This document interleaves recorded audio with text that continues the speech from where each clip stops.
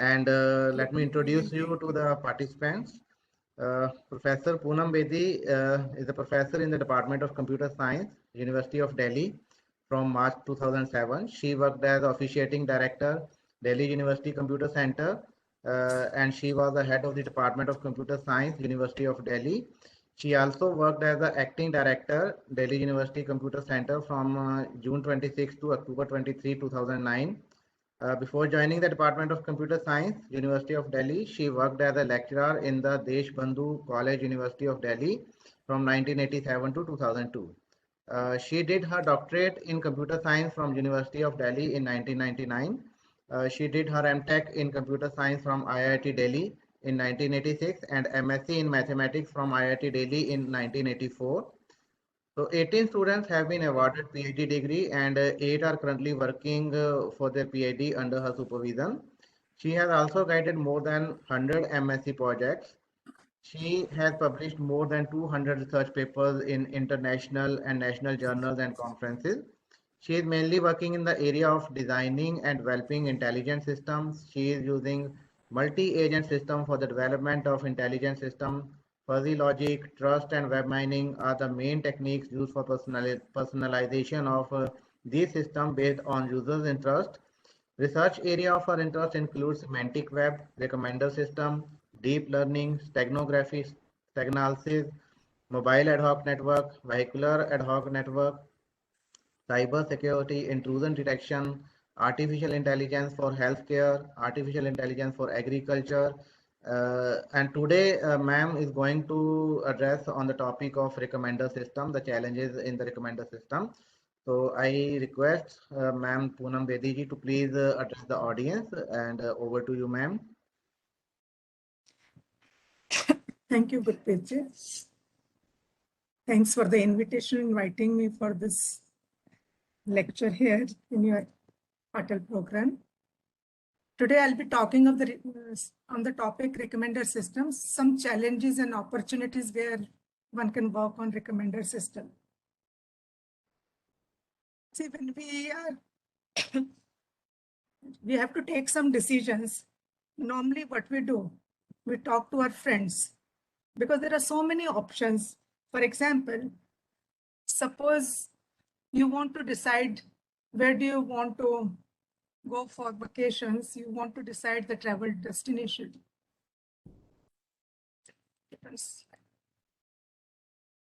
So to take a decision about your vacation, which place to visit for vacation, where do you want to travel, it's not an easy task. You ask so many friends, you take reviews from various websites, and especially from different type of friends circle you are more comfortable with. Similarly, when you have to take a decision about which book to read, which journal you want to send your paper to, which site is good for, which website is good for this content, which TV program to see, which product to purchase from which site, such decisions are not easy. It is not easy because there are so much of information available. There's an information overload. And to dig out the information out of the so much abundant information available, decision making is very tough. So today talk is about this decision, the recommender systems, which are actually tools and application tools and techniques that attempt to reduce this information overload and provide suggestions for the items that are more likely of interest to a particular user. The outline of today's lecture is, we'll be talking about recommender systems.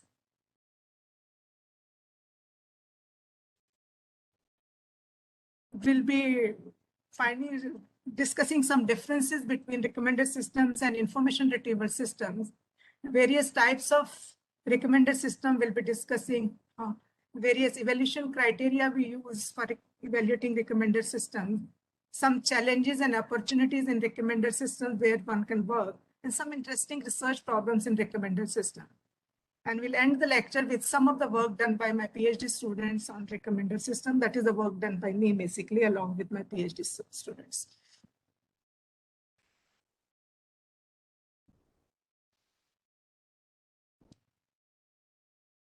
So we define recommender system as intelligent applications that provide assistance to users by giving personalized product recommendation based on their preferences. They use the opinion of members of community to help individuals in that community by identifying information most likely to be interesting to them and relevant to their needs. The recommendation problem can be defined as estimating the response of a user for the new item based on the historical information stored in the system, and suggesting to the user the novel and the original items for which the predicted response is high. You must have used Amazon website. If you purchase something on Amazon, you get some links of some descriptions of the type related to the items you have viewed. Some more items are being shown, more item to consider. They are being shown. They are actually items you generated by the recommendation systems. They are actually finding out through your click history, your details, your preferences, and they're trying to tell you, you may be interested to view these items and purchase these items. Similarly, in case of Flipkart, if you purchase a phone, you will get customers who have viewed this product. They also viewed these items. So actually they are generating interest. They are suggesting you that these are the preferable options for you. You have not asked for these options, still the system is suggesting you. Similarly, you can see IMDb website for movies, where you rank the movies and they are suggesting you movies. These are the recommendation for you depending on your websites. Almost most of the sites these days, they use recommender system. You see the Mantra website, which is very famous these days for purchases. They have this thing. Even for advertisement, they use recommendations. The system learns your click history, how you are clicking on the system. And using your click history, they are finding out your interest and they are showing you the advertisements as per your interest. So sometimes you might be interested on those things and you might click them. With that, let us begin with the definition in the formal way. Recommender system, they use a function which finds the relevance score for ranking the relevant items for recommendations. Given user model, that means user model in terms of ratings, preferences, demographics, situation, context, etc., etc. And also the items with or without description of the item characteristics. So items may be given to you, only the name of the items, or some features of the items may as well be given to you.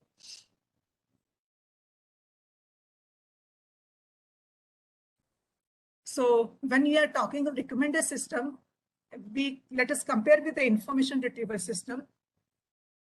When we talk of information retrieval system, we give some keywords in the search dialog box of the search engine. Like you want to Google you want to search for some product, you write down the keyword accordingly in the box given to you, dialog box given to you in the Google search engine or Yahoo search engine or any other search engine.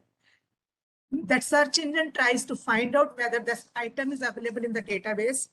And this database is, you can say that it is organized in such a way that it can tell you the items in different ways, how they are stored. They are normally done in an inverted file structure. So given some item, it is finding out which are the files where the item is available, and those links are returned as per the user preferences. There also the personalization is done. If I search some item, I may get a different result. Then you search the same item, you may get a different result. The ordering may be different because your liking and my likings may be different. My preferences may not match with your preferences. So even the search engine these days, they are personalized to some extent. Whereas in case of recommender systems, we are given user profile in terms of the identification, age, sex, etc.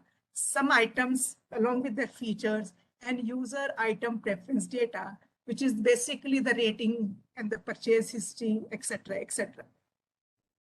Given this information, the recommender system uses the database and matches the things and tries to find out some interesting items for the user for which the user has not rated yet. So it is actually giving you the expectation that you would like this item. So we say that the information retrieval technologies, a search engine like Google can assist a user to retrieve content if user knows exactly what he or she is looking for. But in many information search tasks, for example, product selection, the user is not aware of the range of available options. User may not know what is to be searched. And if presented with some results, he may not be able to choose which is the best option for the user. So we start when we talk of recommender system, they use the background information in the form of product ratings, user profiles, etc., process them, find out the pattern of association among user or item. Here you can use any of the machine learning techniques or any other technique, mining techniques, whatever you want to use. And using that association between the users and items, you want to predict the recommendations for the target user. The recommendation is normally generated as a list, top n recommendations. And the first recommendation is of having the highest prediction value. The second is the next one, and so on and so forth. So normally we say that there's a target user who wants to get the recommendations. So the user's preferences and ratings are being used. Similarity and neighborhood calculation is being done using the database. You find out the similar user using the choices of similar users to the target user. Some predictions are being calculated. This is something like the similar users are something like your group of friends. You ask your group of friends. So it is actually, we are doing something like we are having human intelligence. That is why in our work at University of Delhi, in my group, we are using multi-agent systems, and the agents are actually working like humans. So for each human who logins, an agent is created, and accordingly, they're finding out the similar users with a similar interest. And this is actually the modern approach to artificial intelligence also. The similar users, using the taste of the similar user, preferences of the similar users, and the ratings, etc., of the similar users, the prediction is done for different items. And the list of recommendation is given to the target user. So normally the recommender system normally the recommender system recommend items from which are more popular. That means the shown as red portion in this graph. Whereas the user has interest in the items which are in the long tail of this graph. So if the recommender system is able to recommend items from the long tail, then the diversity comes in the recommendation, and one says that the recommendation generated are novel enough. So our main aim is basically, normally the normal recommender system starts with the items which the user has liked in the past, or the items which are more popular, things of that type. So we try to find out the ways from where we can generate recommendation from the long tail and evaluate them accordingly. Let's come to types of recommender systems. Normally, we talk of collaborative filtering recommender system, content-based recommender system, knowledge-based recommender system, and hybrid recommender system. There are many more categories defined in literature.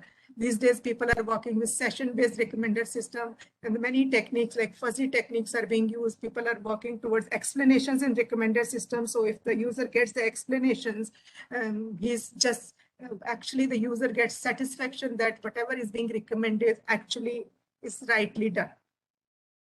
So we'll be talking about today about the collaborative filtering, content-based, knowledge-based, and hybrid recommender systems. Let's start with collaborative filtering recommender system. Just have a look at the diagram.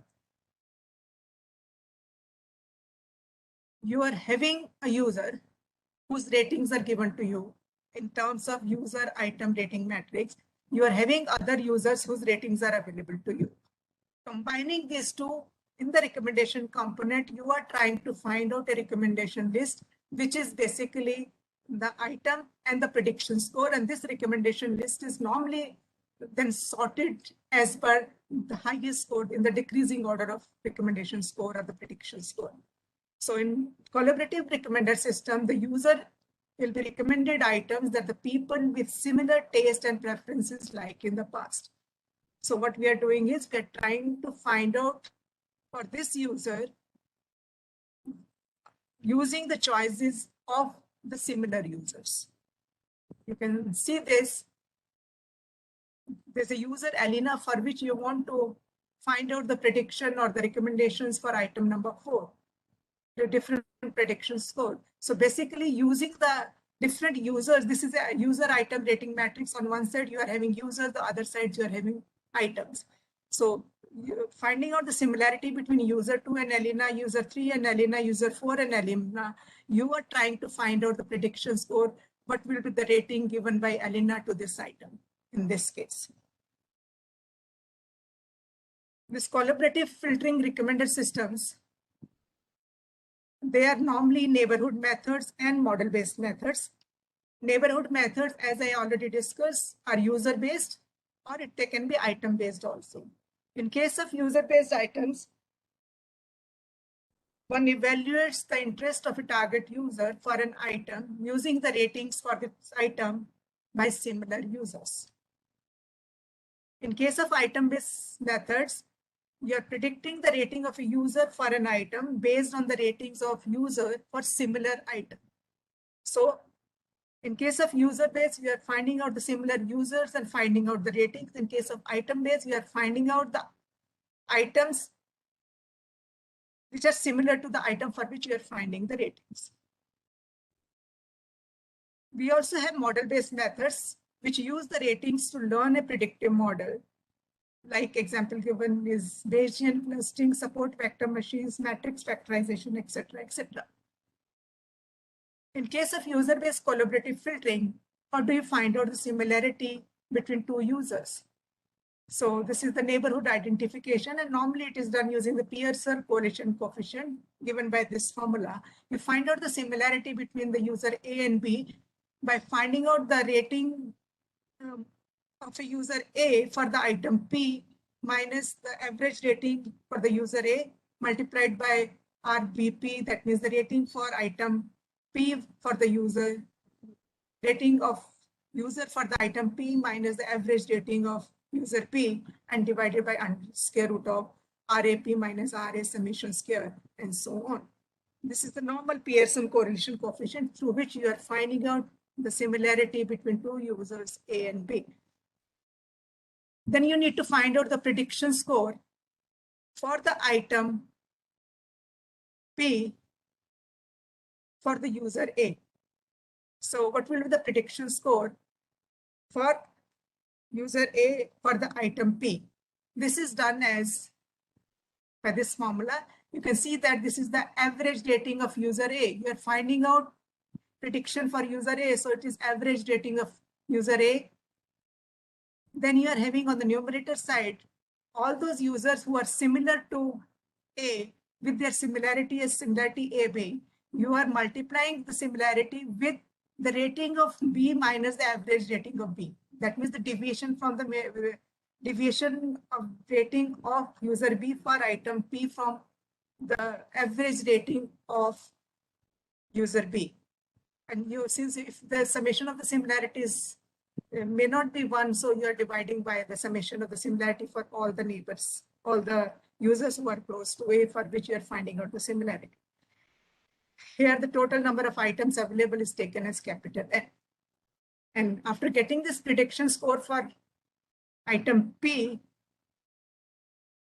and in fact the different items you can find out the prediction score, and for different items then you can recommend those different items by sorting them in the descending order of the prediction score. You can find out item P1, P2, and so on, find out the prediction score, and then sort them in descending order of the prediction score, and that generates a recommendation list. If you want to generate n items, you have to get n items out of this sorted list in descending order.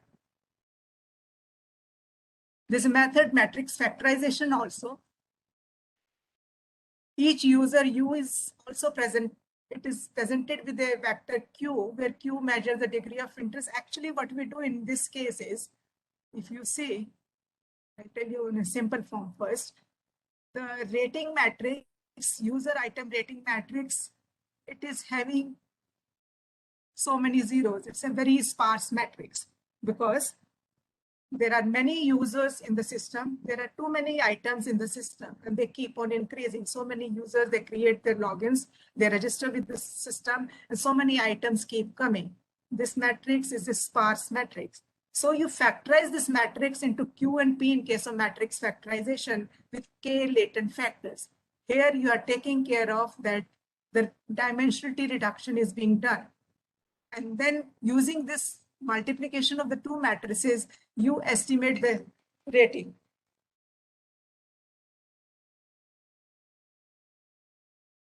Using these two matrices, you're finding out the rating and you're estimating it with the given observed thing. So you are actually finding out the difference between these two actual rating and the predicted rating, and you're trying to minimize this.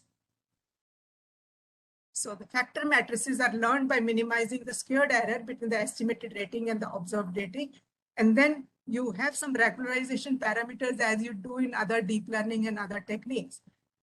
This beta controls the extent of regularization and determined by the cross validation. Objective function can be minimized using the learning algorithms. So matrix factorization techniques, they are effective, but they have one main disadvantage, that it is very tough to use them in the online environment. Let's talk about the content-based recommender systems, which is the second type of recommender system we discussed. In this case, you are having, since the name says it is content-based, so you are talking of features of the items, the content of the item, the various features the item has.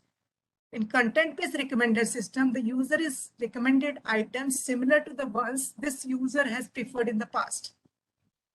So the user has some preferences. Again, those preferences can be taken as features in the user profile. So you match those user profile features along with the product features and you try to generate a recommendation list. That means you give a prediction score and then you sort them in descending order of the prediction score to generate the recommendation list. So what you do, you have set of items, you find out their features. In terms of feature vectors, you are having user rated items, some features values of the users. So user profile based on feature vector, you find out the similarity between the item features and the user profile by the cosine similarity. And then based on the similarity, you generate the recommendation for the user. That is the main thing we do in case of content-based recommender system. So in content-based recommender system, we recommend items to the user which are similar to the previous item rated by the user.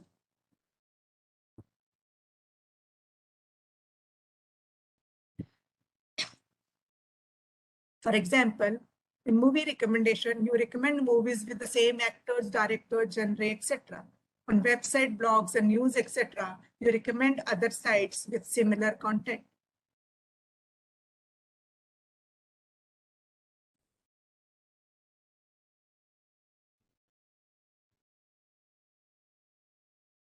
Let's talk about the knowledge-based recommender systems. In case of knowledge-based recommender systems, we use some knowledge models, knowledge representation, along with the other techniques, which can be content-based or any other technique we are using. So in case of knowledge-based representation system, knowledge models are being used. So these recommender systems, items that fit based on the needs of the users are recommended to the users. So when one gets into details of different knowledge representation techniques, etc., then this knowledge-based recommender systems can be created. In case of hybrid recommender systems, it is basically user is recommended item using combination of various schemes. So it is combining various schemes. It can combine the knowledge models. It can combine the content base. It can combine the collaborative filtering, and using the combination, it is generating a recommendation list. And this recommendation list is again sorted. Basically, this is generating a prediction score, and prediction scores are sorted in reverse order, descending order to generate the recommendation list. Next, let us talk about evaluating recommender systems. If you have some doubts or problems, you can stop me in between. We can discuss side by side also, not a problem. If somebody is not understanding, you can stop me in between. Yes, ma'am. Some doubts are there in the chat window. Participants are typing in the chat window. So one question is there: how are similar users determined? Actually, in the next slide, ma'am has answered that question. Okay. I answered that. Yeah. I'll just go back to the slide. Yeah. I have seen that, ma'am. Thank you. You have seen that. No, this is Yeah, the Pearson correlation coefficient. Yeah, thing that I showed. saw. Before I saw the slide, I asked that question. Yeah. Actually, I thought that let me start from very basic so that people understand what is done in recommender system, and later on they can go to the advanced topics. It is always possible. Ma'am, one more question. Can you give us a few examples for knowledge models, ma'am? What are knowledge models? A little more. So knowledge models, the examples, they are not in the slides, but whenever you are talking of various knowledge representation in AI, you use different knowledge representation techniques. Like these days, you use ontologies or knowledge graphs for representing knowledge on the web. If you utilize those techniques in between, then you are talking of knowledge-based recommender systems. Okay, ma'am. Thank you. So that means your data, suppose you are having items, and items, they are linked to each other. They are related to each other somehow. You are having a laptop, you are having a laptop box, you are having a brand of laptop, things of that type. If you can have ontologies are basically the hierarchical relation in which you are showing the relationship by the edges and the item entities by the nodes. So using that representation, if you can link something, they give you some additional information about the semantics of the problem. Thank you. So you have to go to the knowledge representation for doing knowledge-based recommender system, but normally people are not working with knowledge-based recommender system. These days, people have started working with ontologies, and later on, when you talk of ontologies, they give you just this relationship between the objects. When you talk of their instances, then it becomes a knowledge graph. Okay. And knowledge graph are too much in demand. And it is a lot of research is still, they have started in knowledge graph, how to build the knowledge graph, and then how to utilize the things in various applications. Recommender system is one of the applications. Not much work has been done in knowledge graph these days. Thank you so much, ma'am. Slides do not contain that information, so I thought let me explain the other way. You may get some idea out of that.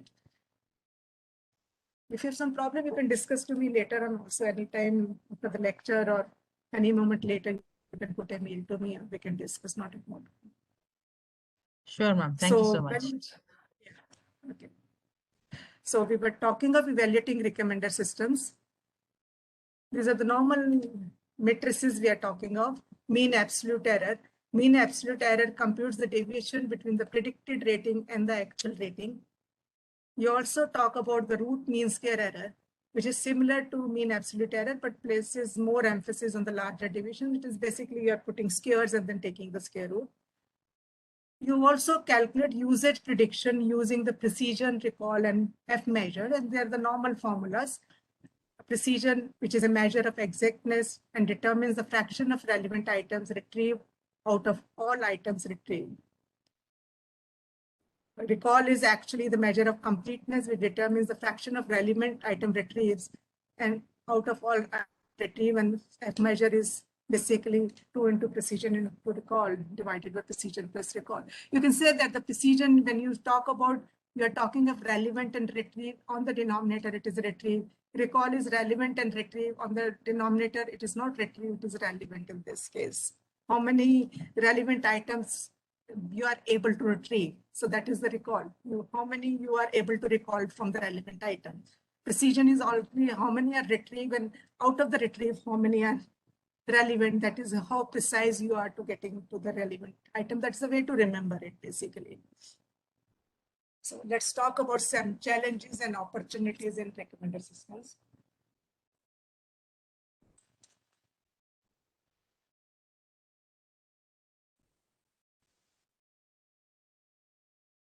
The most common and challenge used, which is one finds in recommended system, is the sparsity. Our user item rating matrix is usually sparse, as people normally purchase or rate relatively few items compared to the total number of items. That is what I told earlier also. They're having lots of items available. So many users keep on registering with the system. So the number of users are increasing, number of items are too many. Each user is not giving ratings to all the items. So the sparsity is obvious, and not all users are rating. That is again a problem. So inability of the system to locate neighbors or derive common behavior pattern in collaborative filtering recommender system results in low quality recommendation because of this sparsity. This problem is addressed in latent factor model algorithm, which is matrix factorization to some extent, which utilize dimensionality reduction on items and users, resulting in finding common behavior pattern in reduced dimension space, which is not sparse. But again, as I said, the matrix factorization techniques cannot be used nicely with online recommendation systems. So that is a big drawback, because every time you need to generate those matrices, factorize those matrices, and work further.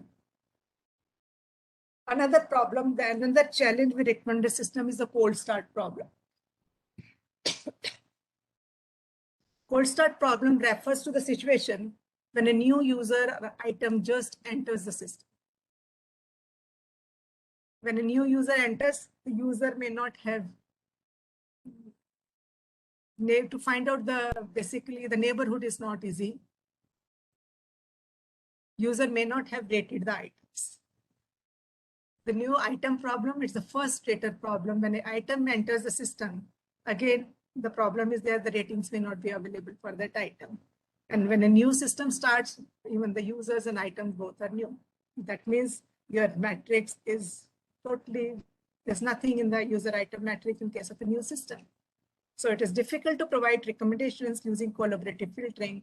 However, content-based methods can provide recommendation in case of new item, as you are talking of item features there, and you're not talking of any previous rating information of other users to recommend the item.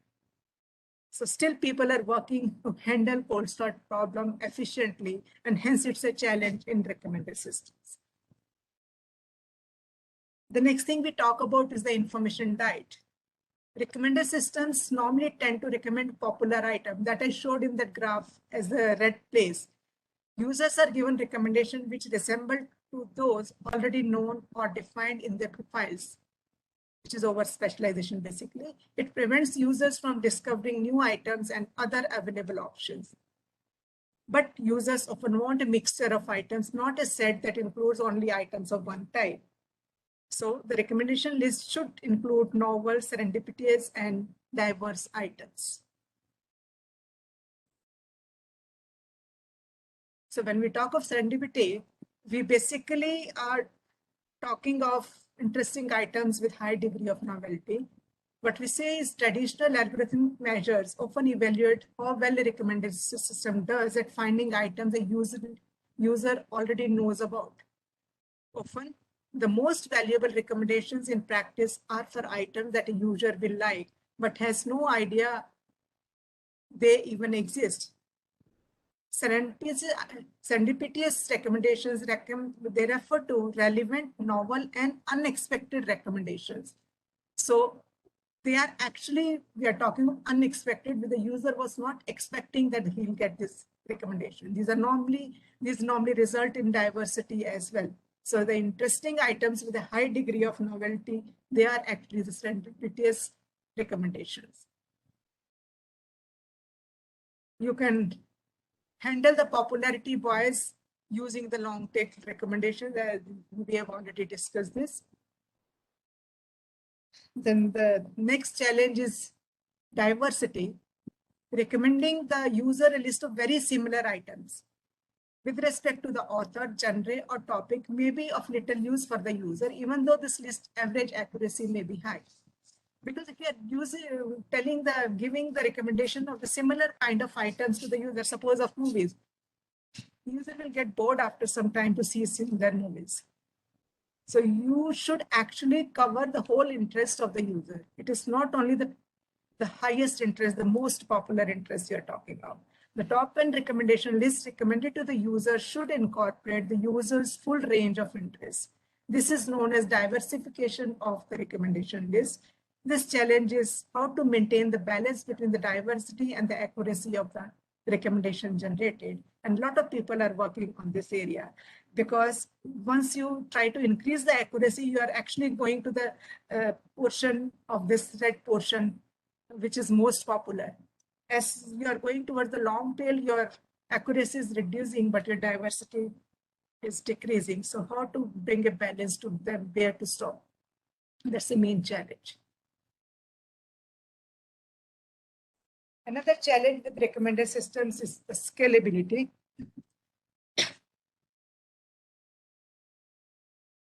As ratings database grows, the performance decreases. It is beneficial to develop systems which can handle large amounts of data and produce accurate recommendations quickly. The meaning is, as you scale your system, that means as you increase the number of items and increase the number of users in the system, how will you handle the system? Whether your system will be able to handle the things properly as it was doing for the small scale.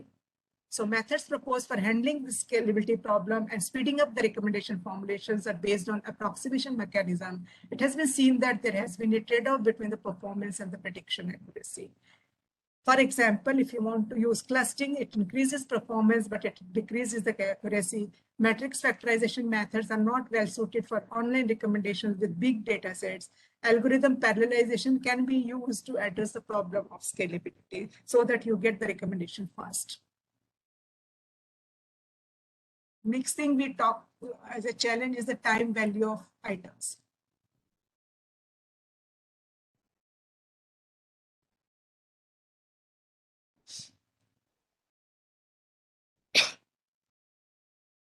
See, in some item spaces such as books or movies, the relationship between users and items changes slowly. In other item spaces such as daily news, the item changes its relevance very rapidly. So, and different users, they have different tastes in item. For instance, one user might value always knowing the most recent information, where the other user might prefer the deeper insights of the careful reporting that takes days or weeks to complete. So even news also, some people want the recent information, some people want where in the depth of some news you want to go. So time values of items is a big thing, how to recommend to a given user in different domains. So if you take different domains, time value of items are different. How to take care of these things in recommender system is a big challenge. The key questions include, how should user input decay in value over time as the user changes preferences in response to earlier preferences and earlier experiences? How can short-term, like planning a trip to USA, and long-term purchasing a new house, preferences changes be distinguished in recommender system? There may be some short-term, there may be some long-term preferences for the user. How you distinguish in the recommender system is to be taken care of. How can user models recognize different preferences for timeliness? How can user profile handle timeliness for its attributes? How should be done without evolving user taste in long-term items such as books, movie? What should be done for evolving user taste in long-term such as books, movies? That means the user interest keeps changing about the item, how to take care of them. Another big challenge in recommendation is the privacy. You are having access to a large quantities of data about users, which raises a big privacy question. Privacy in recommender systems is a major concern. Can recommender systems be developed that use privacy protected data? Can they prove to a user that their data is safe? On the theory side, the need for the model that give them guarantees about privacy for certain design of recommendation system. Theoretically, yes, you can say something, but practically, is it possible? On the empirical side, it is important to understand between the usability and privacy concerns of recommendation. How to design systems for more privacy consistent outcome is a major challenge in recommendation system, because it is utilizing users' data. And users' data privacy to some extent is you are losing. So how to design such systems for more privacy consistent outcomes? That is a major challenge. Now, as we discussed that recommended systems use ratings data, user item rating data. There can be attacks also on such data. These are known as profile injection attacks. Attackers introduce a new set of users and a set of ratings made by these new users to recommended systems. These profiles look similar to genuine user profiles and are difficult to differentiate. There are some attacks known as push attack. There are some attacks which are nuke attacks. Push attacks are actually increasing the rating, giving high ratings to the items, and nuke is actually giving low ratings. So if you want to increase the rating of a given item, that its sale increases, some popularity of the target item is increased by the attacker by generating profiles which give high ratings to the target item. So if so many profiles are generated which rate highly to the target item, recommender system will include it in the recommendation list generated by customers. So you're actually pushing the attack to increase the popularity of an item. In case of new attack, it is the other way around. You are reducing the popularity of the target item. It is by generating profiles which give low rating to the target item, so that the probability of the target item being recommended is reduced. So this is a major challenge, how to handle such attacks. If somebody is generating profiles for push attack or nuke attack, can the system is able to handle them? Can you generate a resilient system for that, resilient system for that? Okay, there were some challenges. Now let's talk about some more interesting research problems in recommender system. Some interesting work done in recommender system in literature is on trust-aware recommender system, and people are still working on it. See, when we are talking of trust, actually we are talking of how much we believe on others. That's the common sense definition of trust. That means when you are using neighborhood, there are friends, the similar users. If you take the trustworthy users, it will give you a better recommendation. That is the major aim here. The users on which you have trust, they will not give you bad recommendation. If you take recommendations from them, then the recommendations generated by the recommender system will be trustworthy. So we talk about trust-aware recommender system, in which we define trust as a subjective expectation a partner has about another's future behavior based on the history of the encounters. And trust is the subjective evaluation of the capabilities of the trustee agent by the trusteer agent, as we talk about the multi-agent system when we design recommender systems normally. Reputation is basically the majority view of the trust, basically most of the people who think about. So let's say majority trust is the reputation. So we say that reputation of an agent X is what the majority of the peer agents in the application domain believe is the capability of X. User forms his opinion in terms of trust score value for other users existing in the user's community based on the interaction with them. Users are allowed also to explicitly express their web of trust. Reputation, which is a global test matrix, denote the trustworthiness value of a user based upon the whole community of users' opinions. Trust allows us to base recommendations only on ratings given by users trusted directly by the current user or indirectly, for example, trusted by another trusted users. In this way, it is possible to cut out the malicious user who are trying to influence recommendation accuracy. So you can see here, using trust, your injection attacks, the file injection attacks can be taken care to some extent. Trust relations can also be used to generate recommendation, which mitigate the cold start problem. In case of you don't have similar users, but you have trustworthy users, you can take the recommendations from the trustworthy users and that take care of your cold start problem as well. Now, sometimes you use trust. The trust value of 0 means you don't have trust. But distrust is taken differently in recommended systems. What is the difference? See, when I say that I don't trust this user,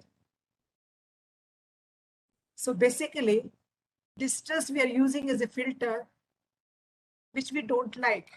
So I say that I don't like this item. That means it is used to take out this thing from your preferences. So it is filtering out. So trust is actually where you're saying that I trust this, and distrust is you're saying that you don't trust this. So using trust, you're bringing in the recommended system preferences, and using distrust, you're filtering out. So you are including using trust relationship, and you're excluding user using distrust relationship. So the trust values may be represented as a tuple when you use trust and distrust as TD, where T denotes the trust and D is the distrust, using other ideas like ignorance, inconsistency.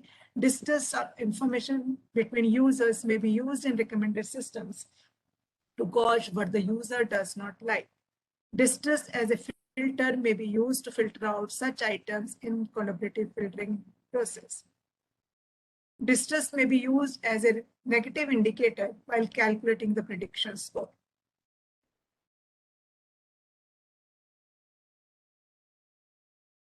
You can also use semantically enhanced recommended systems using ontologies, as I explained earlier, using the knowledge base and all. This is one of the techniques people have started using.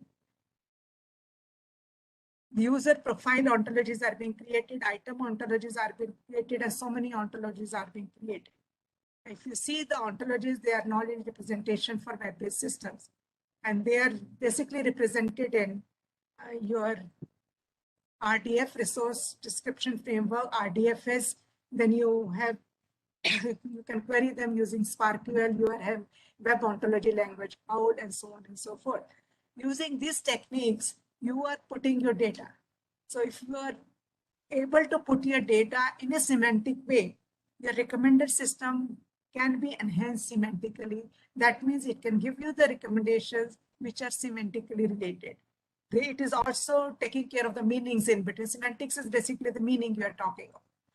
And these days, even the ontologies, if you fill in with the data, they are turning into the knowledge graph and the graph structure, knowledge graph structures people have started using in recommender system. The work is still, or not much work is available with using knowledge graph and recommender system. So to semantically enhance recommendations, normally, since the recommender systems are web-based, the knowledge representation using ontologies and knowledge graphs is being used these days. And that's an interesting problem people can start working with. Another interesting problem is about the constraint-based recommendation. See, when we talk of the recommender system, normally we take the example of movies, music, where an item can be recommended unlimited number of times. In the real world, which is not the case.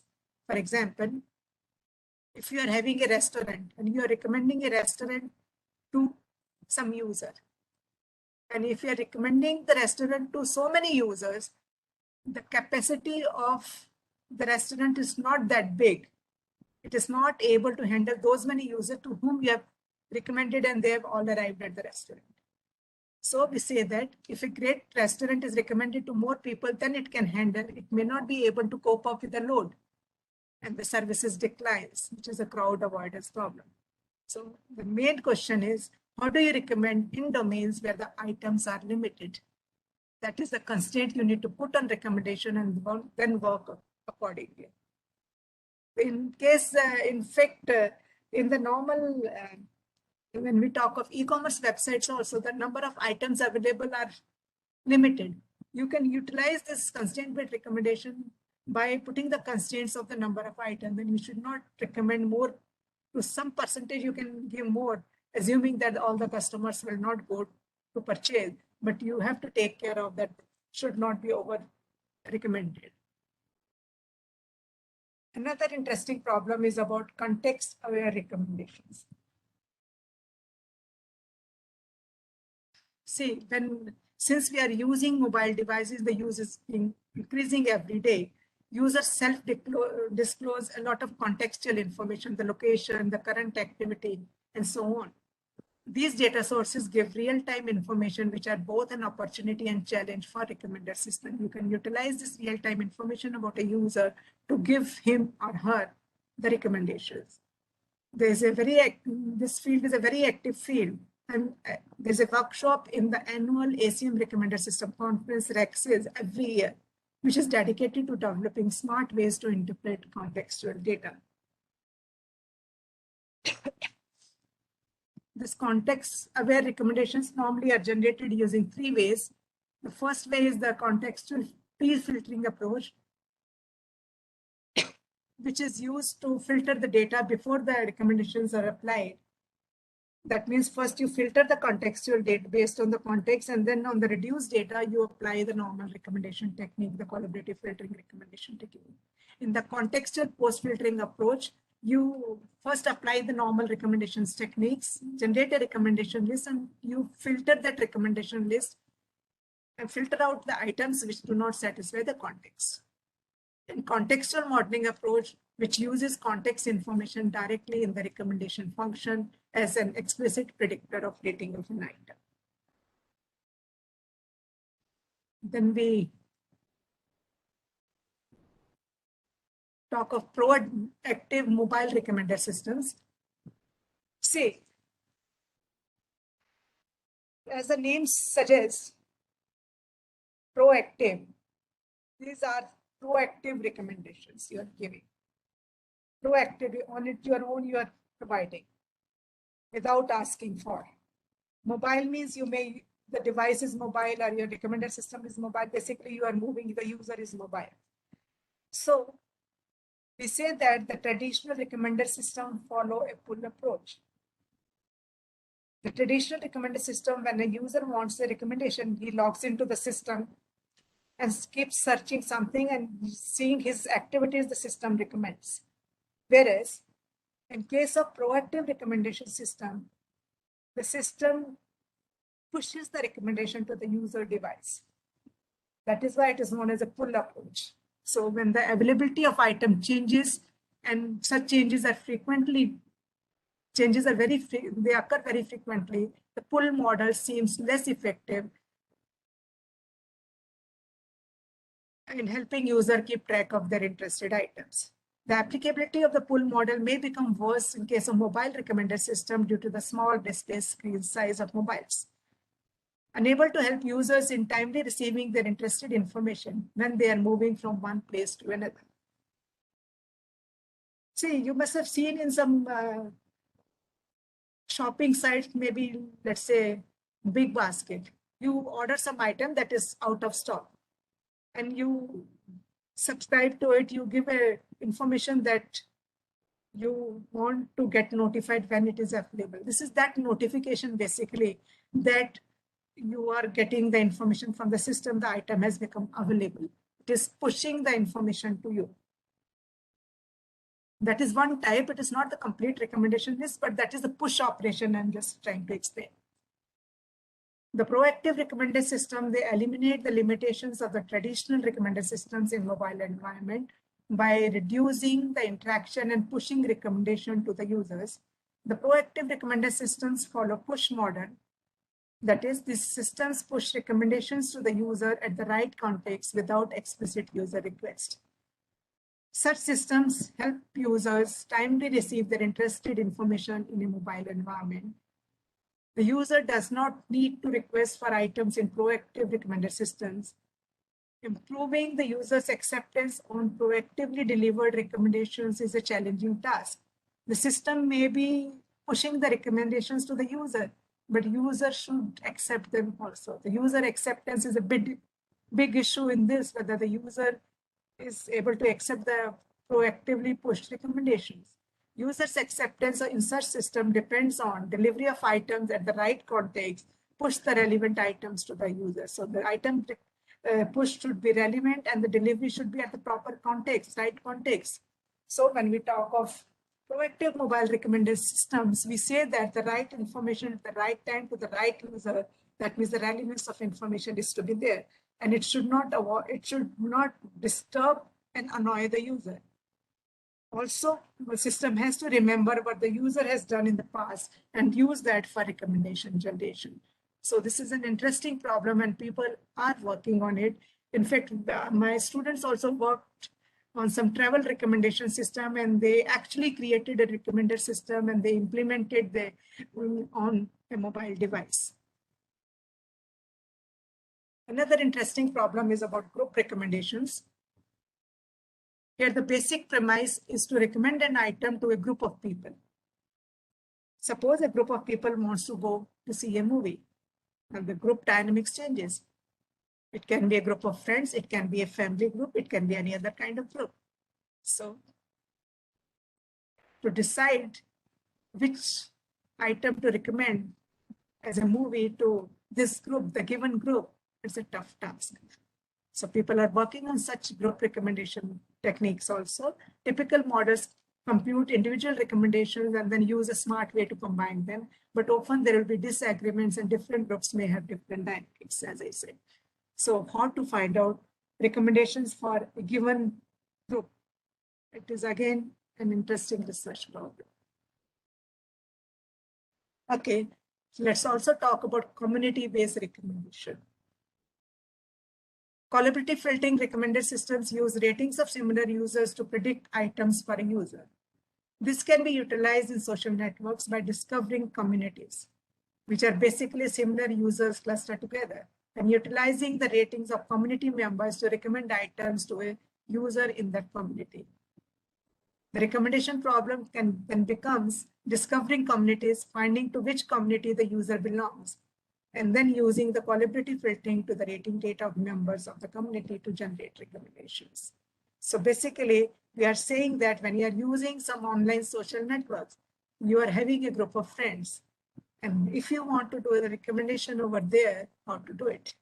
That is basically a lot of work people have started for Facebook, for your other open social networks, like you're saying LinkedIn is there, Twitter is there, and so many more. Another interesting problem we talk about in recommender system is about cross-domain recommendations. See, the recommender systems I've discussed till now, they work on a single domain, maybe a movie or any other domain. But human preferences may span across many domains, multiple domains. Can we utilize preferences of users in one domain, like restaurant, music, to another domain like hotel and movie? A unified model of preferences is required for a user, uncovering the association between user preferences and related items across domains. So we want to utilize the preferences of users in one domain in some other domain. That is why it is known as cross-domain, and people sometimes talk it that transferring the user knowledge from one domain to other, and some people talk it about transfer learning as well. So, traditional recommender systems, they exploit the notion of similarity by generating item recommendations. They recommend items belonging to a single domain type, introducing monotony in the recommendation list. Cross-domain recommendations are generated by exploiting knowledge acquired about the item preferences for the users in the source domain, which is the known domain to you, to generate recommendations in the target domain. So you want to generate recommendations in the target domain. You are having the user item rating matrix in which the ratings are not sufficient. Then you utilize the knowledge of your source domain, which is known domain to you, and where the ratings are quite enriched. The user item matrix is quite enriched. You can utilize that to generate recommendations for the target domain user. Cross-domain recommendation task involves recommending items from more than one domain as opposed to the items in the same domain. Sometimes they recommend items of the other domain also in some systems. So the goal of cross-domain recommender systems is to exploit user ratings in a remote domain to generate recommendations for the target domain. This remote domain is actually the source domain. Data from one domain can be utilized to generate recommendations for another domain, thus allowing the user to span across various types of items. This is some of the work done with me under my supervision in recommender systems. These are the titles. You can just have a look. Many people have worked on the area of recommender systems with me, and we have utilized many techniques, web mining techniques, data mining techniques, even deep learning techniques are also we are utilizing. We are these days, one of the student is working with LSTM, RNN, and some other techniques of deep learning for session-based recommendations. I've not discussed session-based recommendation. Session-based recommendation is user work in session. That you can take care of the current session and the previous session, and you can utilize their preferences. So this is some work, and I'll be picking up the work of Richa and Chavi to present some of their work done by them.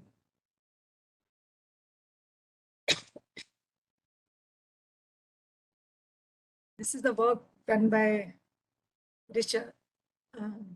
She worked with trust and reputation-based collaborative filtering, started the work with that. Trust and reputation we have already defined. Trust is the subjective expectation a user has about another's future behavior based on the history of their positive encounters. Reputation is the group view of trust, which is considered actually as a perception that a user creates through its past actions about its intention. It's a collective opinion of users over an item, and which can be taken as a reputation of an item. She has designed a system in which you can see that it was a multi-agent system designed by her. There is a user. For each user, you are creating a user agent. She worked with the domains of hotel, places, shopping, and restaurants. So it's a travel domain she actually talked about, and then she divided into 4 type of thing. So user agent, which is having sub-agents as hotel recommendation agent, shopping recommendation agent, plus places recommendation agent, and then they are having restaurant recommendation agent. Whenever a user logins comes to the system, the instances of these agents, user agents are being created. And these agents, they work with specialized agent, user reputation agent, item reputation agent, similarity agent, trust agent, confidence agent. We are given, which are actually the goal-based agent given a particular task of doing something. So this task is being taken care of. The goal is being given to them, so they're goal-based agent.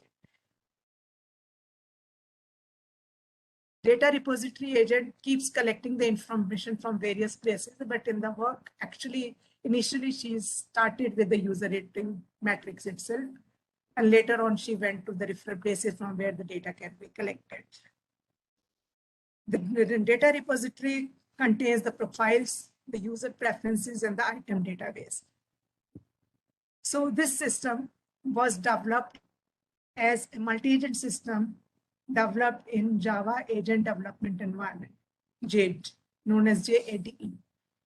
So Java Agent Development Environment, she developed a system, and she used different steps to work. The different steps performed were in the offline phase. User preferences are stored in the data repository in the form of user item rating matrix for all recommendation items. Their trust score was computed using similarity and confidence of the users on another, reputation of the users, and trust computation. So these 3 things were used to compute the trust score. Then items, reputation was computed. Reputation score for item is computed using the collective opinion of users over an item. This is the similarity formula which she used, which is the same as we did earlier. The confidence formula she used is the confidence of X and Y, basically the number of common items, basically you are rated by both X and Y, and the number of items rated by X, so how much you are confident about the other user. Then she also computed the reputation of the users, which is basically aggregating the trust value, trust of user I and user J. The trust she computed using a harmonic mean formula in which the 3 components were taken, X1, X2, X3. X is the similarity, X2 is the confidence of user X and user Y, and X3 is the reputation of user Y. So it is basically to initialize with it, the trust was initialized with some very small value, and later on it was being updated on its own within the system. You can see that in this formula, If all the three values are 0, the trust is 0. If the third component, which is reputation, is not there, but X1 and so you can see that here from the beginning, it is basically the harmonic mean taken from this value. The one which is 0 is being ignored and which is non-zero is being taken in the formula. So X3 is not 0, so you're taking a multiple of X3, some constant times X3. X2 is non-zero, you're taking constant times X2. If X2 and X3, they are non-zero, you're taking some constant for the first value and rest you're taking the harmonic mean and so on. So that way the trust was being computed. Reputation of an item were again computed using these three values.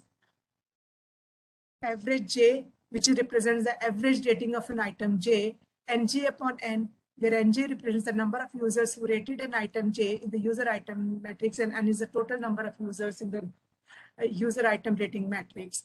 STJ is actually the standard deviation of the ratings given by the individual users of an item J. You can see that it is again a formula of harmonic mean.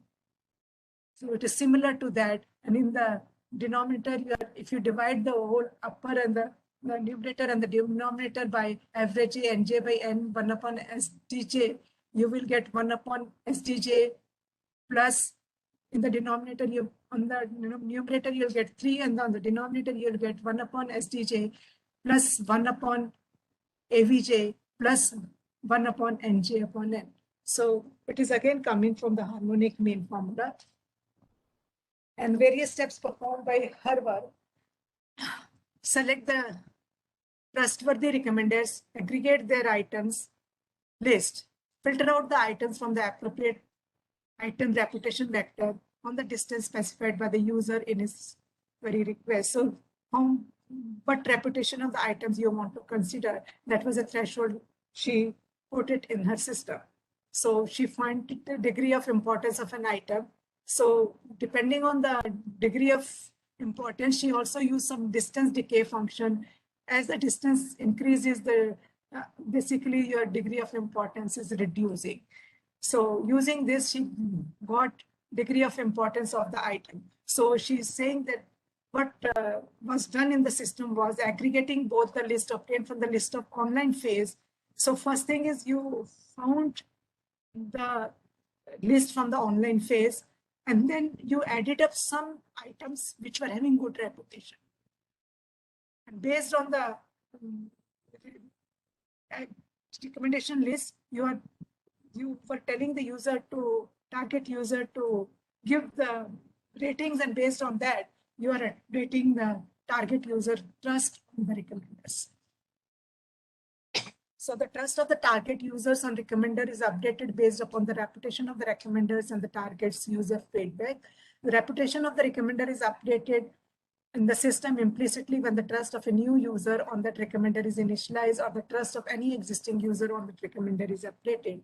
For updating trust through the feedback, the system requests the target user to rate the recommended item. Thereafter, user item rating matrix is updated based on the new ratings of the target user.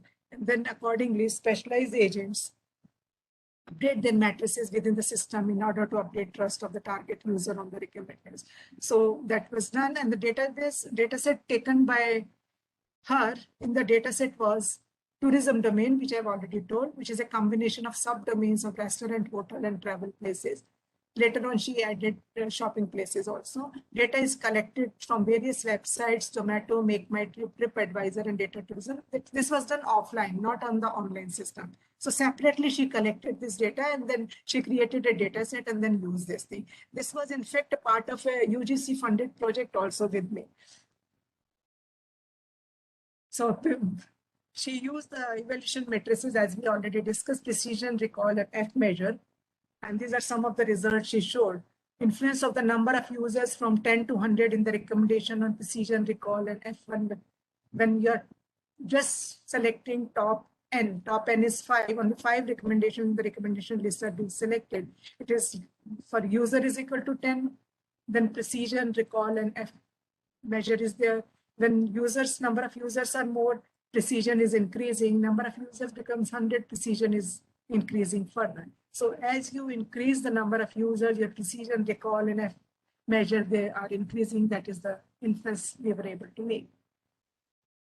So similarly, it was also analyzed on the top end. In the previous one, we have taken only 5 items in the top end is 5 in the recommendation list. Here we fix the number of user and we varied the top end values. Top end is 3, top end is 4, top end is 5, and top end is 10. And we compared the values of the precision. And we saw that as we increase the top end value, the precision is decreasing.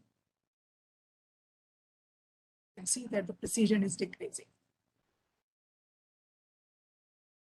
She also compared these systems with the normal collaborative filtering method and found that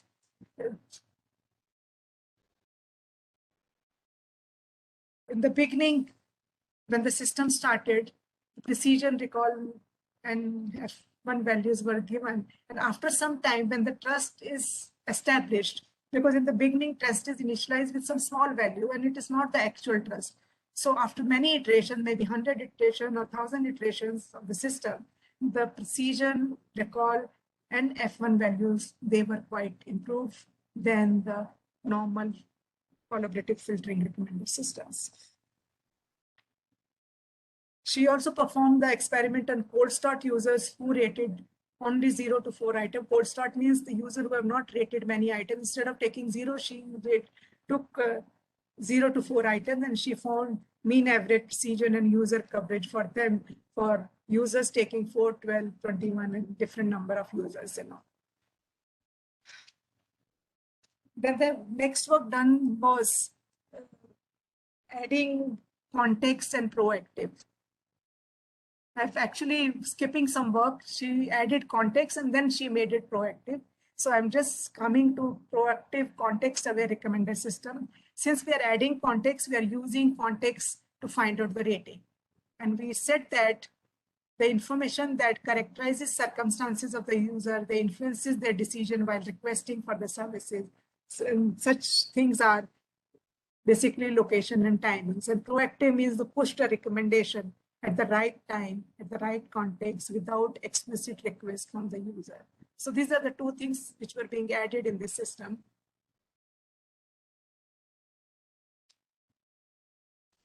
So some context was there, some data was there, some situation assessment phase was there.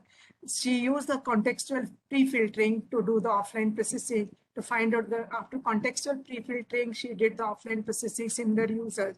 And in the online basically in the online processing, she computed the prediction, and when the situations become, the context was true, then it was recommended to the target users.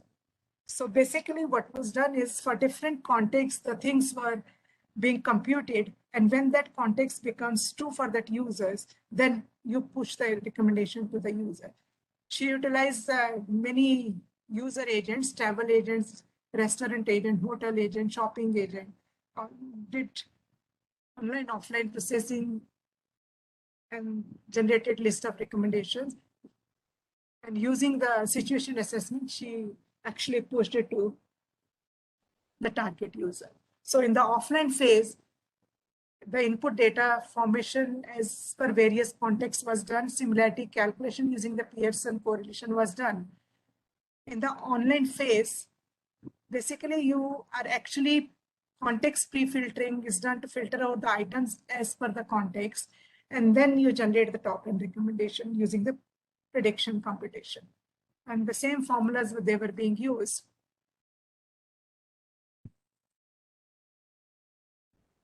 The same formulas are being used.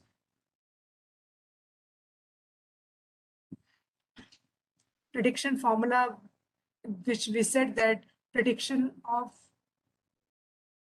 user for item I is the mean rating of user, and then all the similar users, and then you are finding out the sum of the similarity and the deviation from the mean of a particular user by, and you are summing for all neighbors, and you are dividing by similarity summation. It's the same formula which we use. So in her work, she used the context pre-filtering. So the recommendation techniques were the normal collaborative filtering after using context pre-filtering. So the different results obtained for this problem was proactive context-aware recommender system and context-aware recommender system. Different, you can see that there is a difference in precision, recall, and F measures. For the whole, this was restaurant domain of tourism, then we did it for hotel domain of tourism, and then for the travel domain of the tourism and shopping domain of the tourism. These are the number of items. Capacity of the domain is actually the number of items she collected about restaurants, hotels, shopping places, and travel places. And the offline processing took this much time in milliseconds in her work. Online processing was done for these domains, and the online processing time taken was in milliseconds, is tabulated over here. Now you can see that the time taken is quite big. Offline time especially is very big. So she used the parallel processing for recommendation computation. She used GPU. GPU is a parallel multi-threaded many-core processor having tremendous computational power. And she used CUDA, which is NVIDIA's programming environment for GPU computing, along with JCUDA, which is a standalone Java library, which is designed for the communication between Java and GPU. And she offloaded the offline processing basically to the parallel. And you can see the difference in timings. The offline time taken by the processing time is reduced. You can see the difference between the two. There's a big increase, you can see. The time is reduced. Like, we also found the speed up factor, how much it gained in time basically. And this was for the online, for the parallel and the non-parallel system. And the parallel system, the online processing timings taken. Here she also analyzed the comparison of speed up execution time with CPU and JCUDA with GPU with varying number of items. Like users were increased from 100, 1100 and so on. And then what was the time taken? The first one is the actually item. It should not be U, it should be T, I have wrongly written. The number of items were increased. And in the second case, the users were increased from 100, 200, 300. And so the variation is done for number of items, changing the number of items. What is the speed up factor? You can see that the execution time CPU and using GPU, the speed up is 54. And when you increase the number of users, the speed up is also increasing. So it is actually beneficial for more number of users and more number of items. So this is for number of items, this is for number of users. After that, the work was extended to cross-domain context-aware recommender systems. Multiple domains participate, known as the source domain and the target domain. Goal is to exploit user rating present in the source domain to enrich the data in the target domain. This cross-domain recommender system, also known as CDRS, along with proactive and context-aware, that produces relevant recommendation having better accuracy and relevancies to the generated recommendation, along with making an attempt to reduce the sparsity issue. So some design was done by her, some architecture was given, then framework was created, and then it was implemented as well. So it was done for the using, you can see that the inter-domain correlation coefficient was computed, neighborhood in the source domain was computed, and then similarity was computed. We can come to the formula. Steps performed was you get the input data, similarity computation for the source domain. Source domain is the domain where the data is enriched. Overall similarity using inter-domain correlation and set up the neighborhood from the source domain. So what you are doing is suppose you are working in the travel domain, restaurant domain, and you want to utilize data of the hotel domain. You find out their correlation, and then according the similarity and the other thing. So similarity XY denotes the similarity value between user X and Y in the given domain, TF domain. And correlation XY denote the correlation between the target domain and the source domain. So when you are talking of correlation TS, it is you're talking of the correlation between the two domains. And here you are talking of the target domain in which you want to generate the recommendation list. What is the similarity of this user with the user Y? So the similarity was computed, and then using the similarity and correlation, basically inter-domain correlation computation was done. Then item-item similarity computation between items of the inter-domain correlation coefficient that was computed. So basically, you are finding out the item-item similarity between items for inter-domain correlation coefficient. That means similarity between the domains X and Y. And so the online phase, it was pushing the right push context for the target user, selection of the neighborhood, prediction computation, and top and are processed as recommendation. The experimentation evaluation was done using the mean absolute error,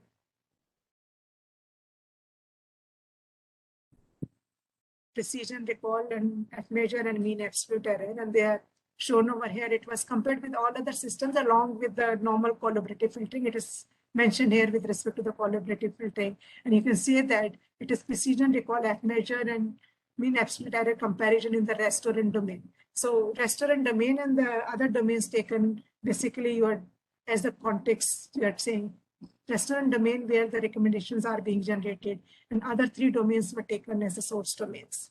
Similarly in the hotel domain, similarly in the travel domain, basically you are having, and then you are having in the shopping domain.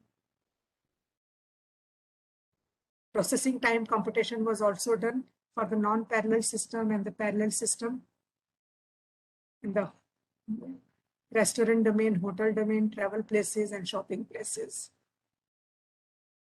The speed up factor was quite good. So that was the work done by one of the students, Richa.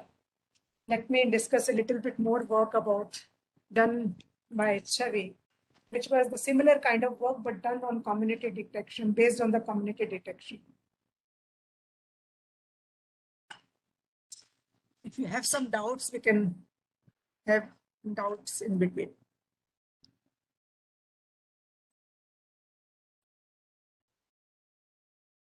Anybody wants to ask anything? Or should I continue?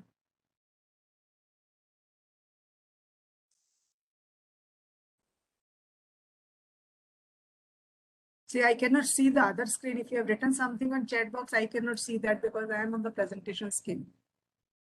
Okay, ma'am, there are some questions from the audience. Let me pronounce that. First one is, how are similar users determined? So I think you have already answered this question. Similarity among the users. Second is, how to know a user is trust one user or distrust user? See, between the interactions, you can find it out.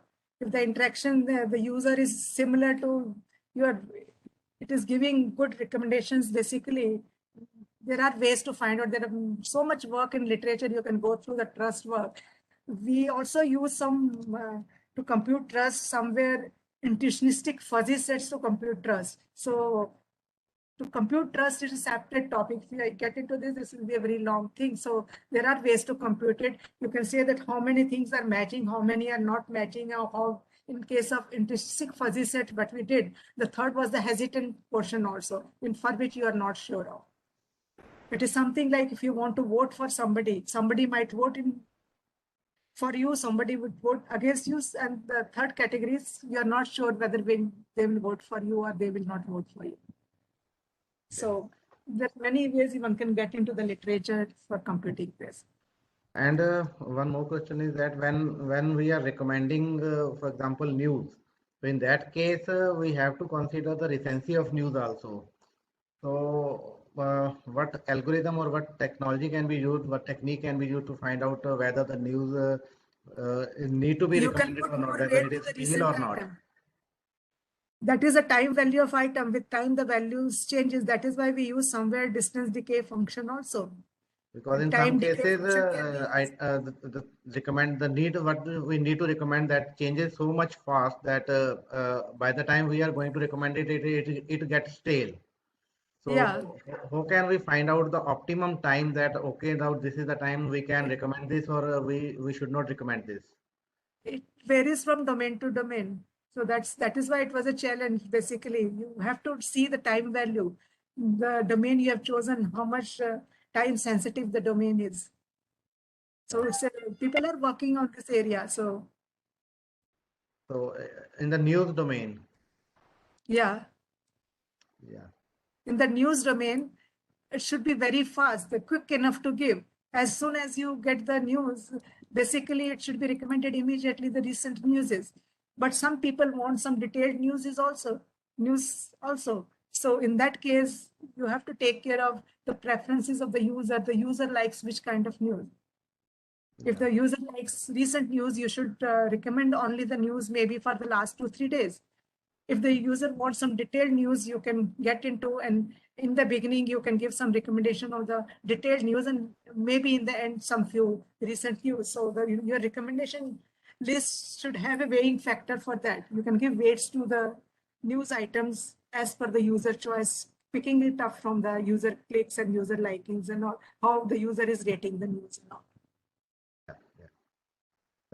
So that is all for now. And any other question from the participants?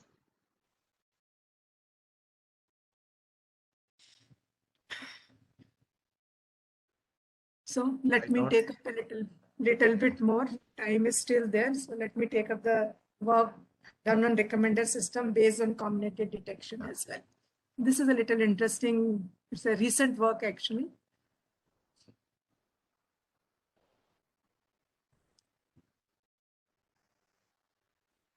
We started the work by handling cold start problem using interaction-based social proximity. See, cold start problem is when you don't have data, proper data, enough data basically. So a user has two choices on whether the user can register and go to the login page, register and rate some, it was done in the books domain. So it is rate some books, computes, and after rating the book, you get the rating matrix, and then some similarity is done and recommendation is done, and the normal collaborative recommendation technique can be used. When the user does not want to rate and user wants a login via Facebook. So sometimes you get a choice. You want to log in via Facebook, or you want to using your Google or some other account. So in that case, if you have done the login via Facebook, in the Facebook, you are having a set of friends. And set of friends, they are connected to you as a web. You are connected to a friend, friend is connected to a friend, and so on. You are having some trustworthy friends who give you whose advice you like. And that is a trustworthy friend. And this trustworthy friend may have some other friends, and so on and so forth. So you can have distributed structure, the complete web of trust. Using that, you can see that you can generate a recommendation list by the books read by other users who are trustworthy to you, who are in your web of trust, who are connected to you, who are friends to you in the Facebook. We utilize that structure and we try to recommend it. Sometimes the friend has not read some good book, friend of friend has read, and by computing the trust factor or in the web of trust, we tried to recommend books.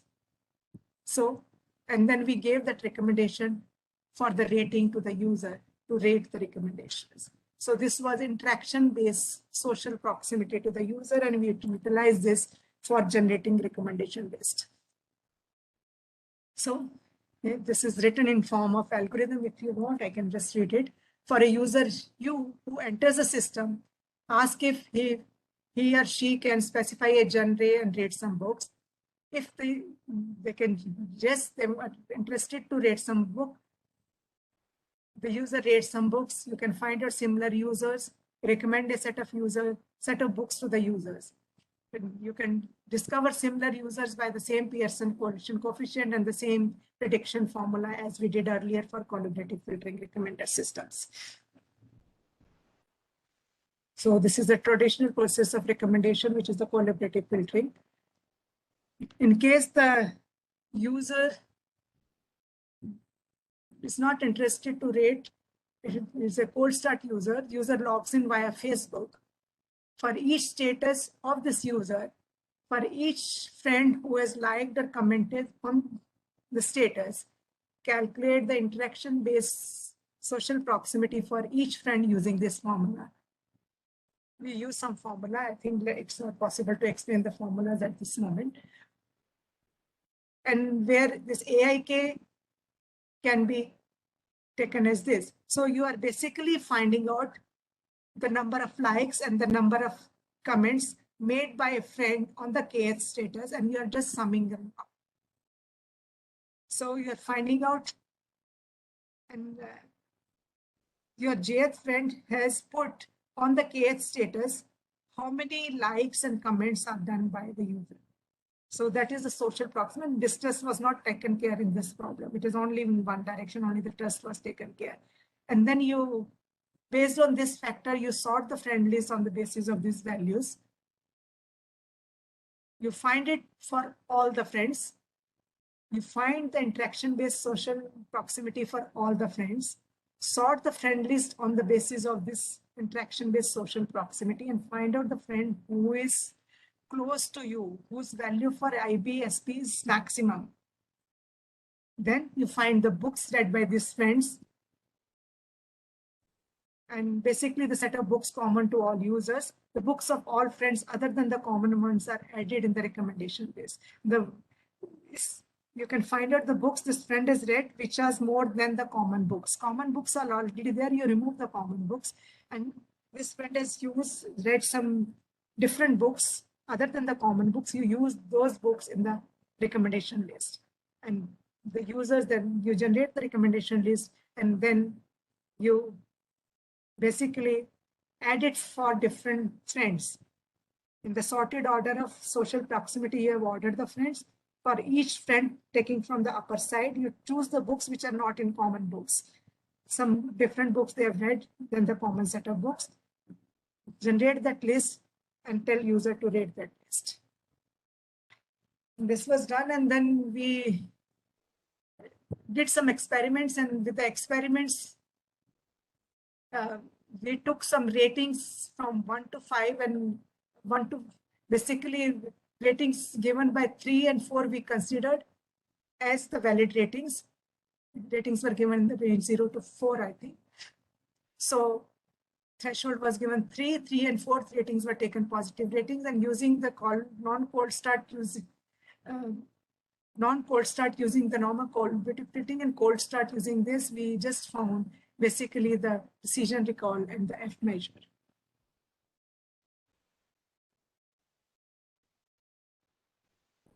We also worked on mitigating popularity bias using the novelty score. We actually found some novelty score. This novelty score is actually to find out how much the item which we are putting in the recommendation list is novel. So we say that the popularity bias in recommendation system, with usual recommendations to be generated which lack novelty, popularity bias results in lack of novelty. Research in recommended system has focused on recommendations being accurate, relevant, and specific to the users. But with the recent research, novel and diverse recommendations have become a topic of interest. So novelty in recommendation system is associated with popularity and long tail, which we have already discussed in the challenges also. So we tried to find out some measure which can recommend items in the long tail. So the proposed work employed the technique of modified collaborative filtering and aims to eradicate the limitations of the popularity bias. We talked about the novelty score. We defined novelty score. Item categorization and scale for the rating items were taken as liked, disliked, and unseen. Score 1 means liked, -1 means disliked, and 0 was unseen items. So in this modified collaborative filtering approach for novel recommendation, we basically, the given user was categorized as occasional user and persistent user. Occasional users means who comes occasionally, once a while. For that user, we use the normal collaborative filtering, and we gave the recommendations to that user. For the persistent user, which keeps on coming to the system again and again, and this was done through the threshold on the login counts of the user. How many times the user has done, and above a threshold, it was taken as a persistent user. We tried to find out for persistent user the unseen items. We computed the novelty score of the items, and using the novelty score, we calculated the prediction score and generated the recommendation list. In case of occasional user, we use the same prediction score metrics. Prediction A for user A for item P, the same as we did earlier for the collaborative filtering.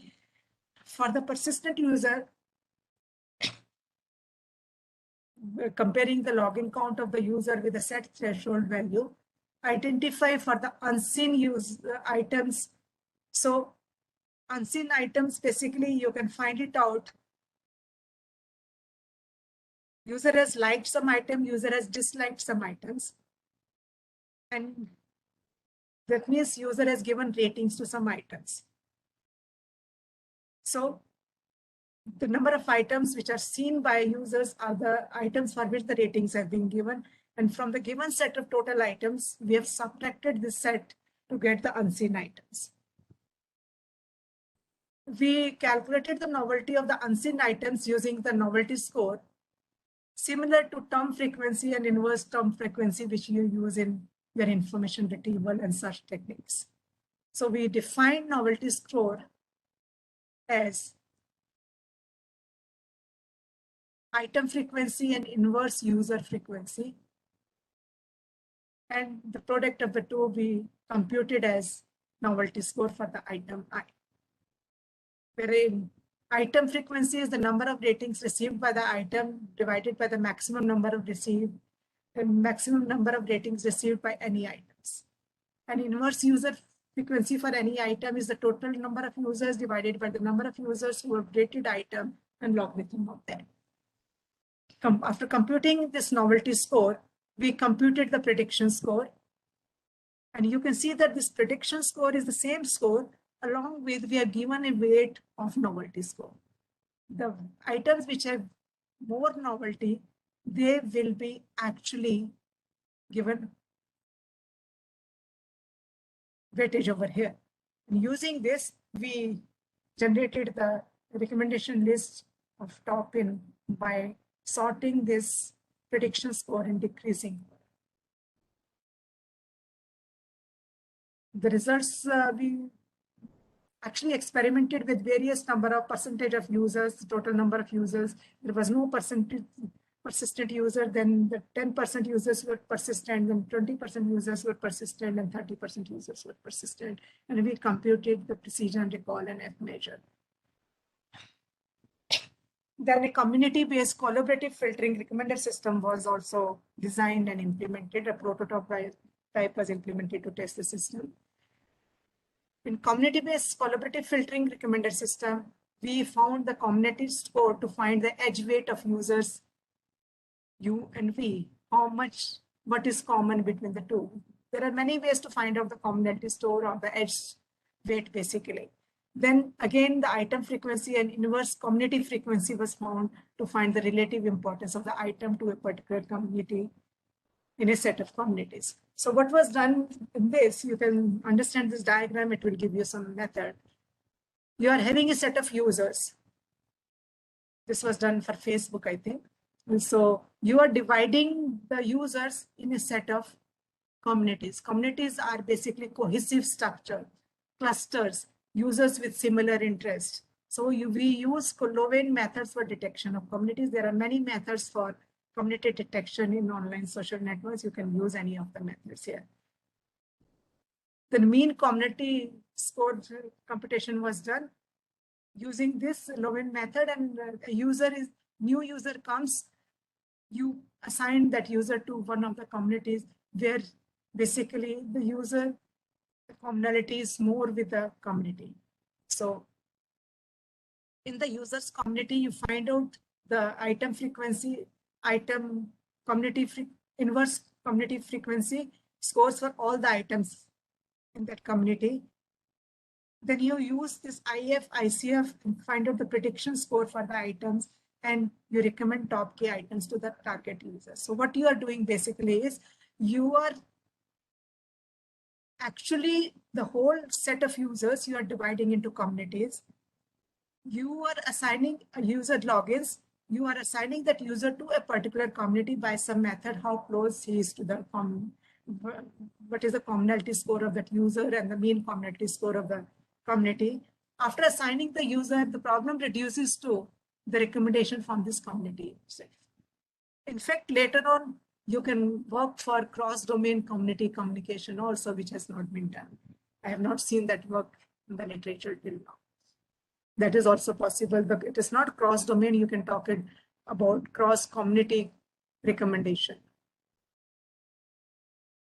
So you compute the calculation of the commonality score using this formula, the number of items with deviations less than equal to the basically maximum rating minus minimum rating by 2 and items rated by U by n plus items rated by the user V. So this deviation you're finding out, this is the deviation is basically number of items with deviation, where deviation we are defining that the deviation is the ratings difference between the absolute value of the rating difference between the two users.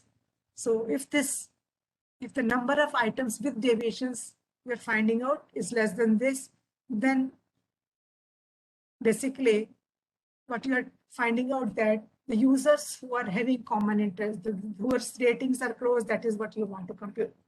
Once the weighted matrix, and this leads to a basically commonality score matrix M, which contains the CS scores of all the users. Once you get this commonality score matrix,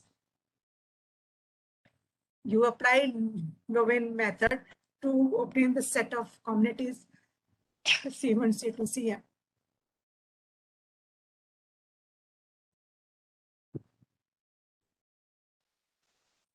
Then you find out for assigning user to a community, find the mean community score of all the communities, and you see that user is close to which community. What is the commonality of that user with the mean commonality score? So basically, you are finding out the best community for the user. Then you generate the recommendation using the same IF, ICF formulas. And here, basically, as we did the novelty score, here it is IF, ICF, and the rest of the formula remains the same. And basically, you are using here within the same community NK. So you are summing over the users in the same community. So the R bar U is the mean rating of user U. Similarity U V is basically the Pearson correlation between the user U and V within the community. RVI is the rating for item I by user V, and RV, bar V is a mean rating for the user.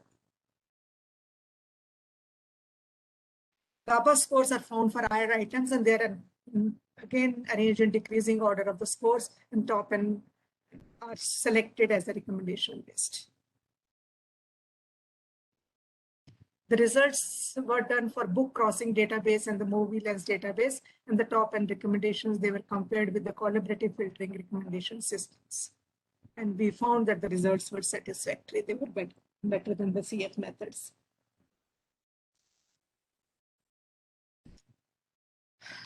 We also worked for community-based hashtag recommendation. This was done for the Twitter. So in this case, sentiment analysis were done based on community detection. JCAD distance metrics were taken to find out the similar users. And we used the idea to generate tweet recommendation using hashtag frequency inverse community frequency. So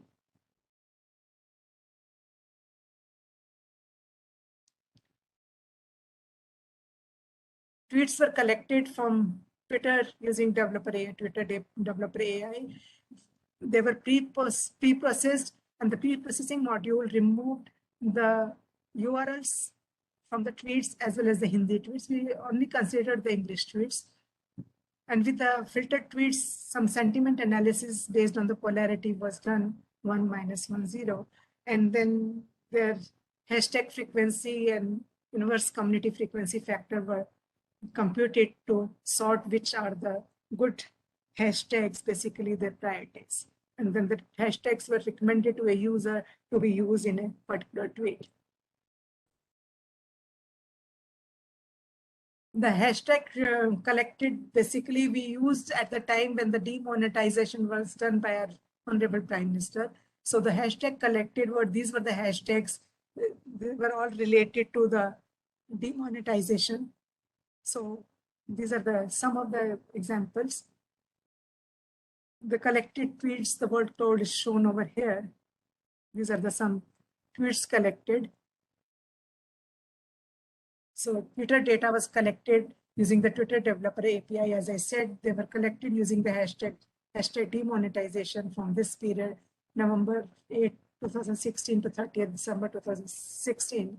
November 8, 2016 to 30th December 2016. They were stored in Mongo database. Sentiment analysis were used on tweets to divide into communities.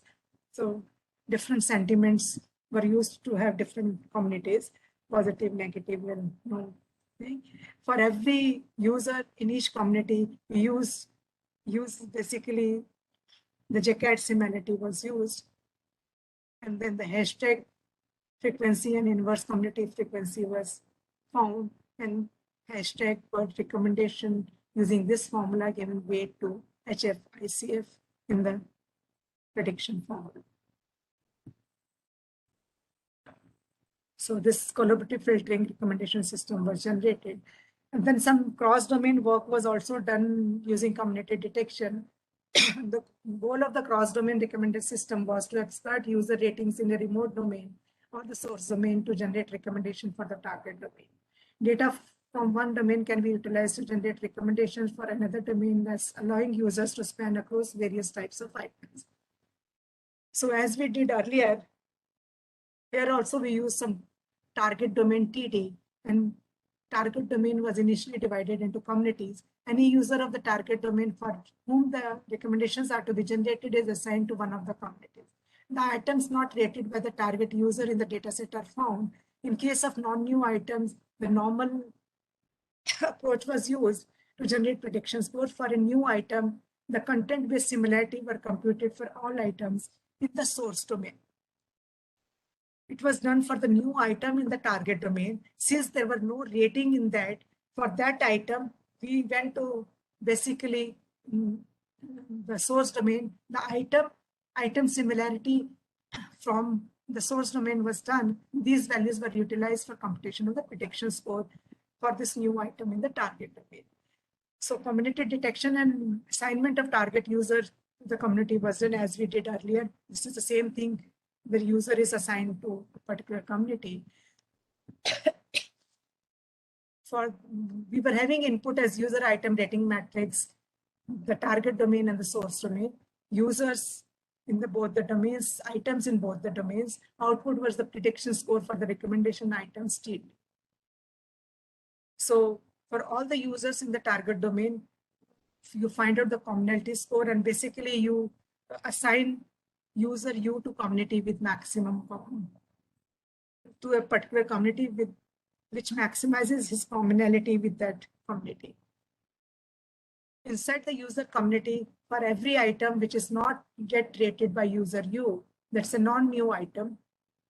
Item is there, but it is not rated. In that case, you use IF, ICF score and find out the prediction score, as we did just before this. I discussed that based on the community, you are defining and you are using this as a weight inside the prediction score. For a given new item, you plot summary from, basically you use two domains. The other domain, you find out the summary items, basically the content of that item, and you find out the summary, different words, important words from the content. Using NLTK, it was done. And then you are matching that item with the content summary. So basically, you are getting the content of this. You are finding out the content of the item, which is a new item, in this domain, and you are finding out a similar item in the source domain. So you're finding out the content similarity, and based on that, you are finding out the prediction score using this formula. So this was done with you can do it using movies, you can do it using books.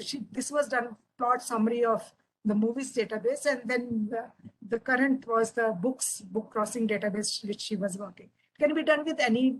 Actually, you are finding out the summary of the items there, and you are finding out the important keywords or the content item. And in this case, it was done using NLTK. So your NLP is very useful. It is used at many applications, in fact. So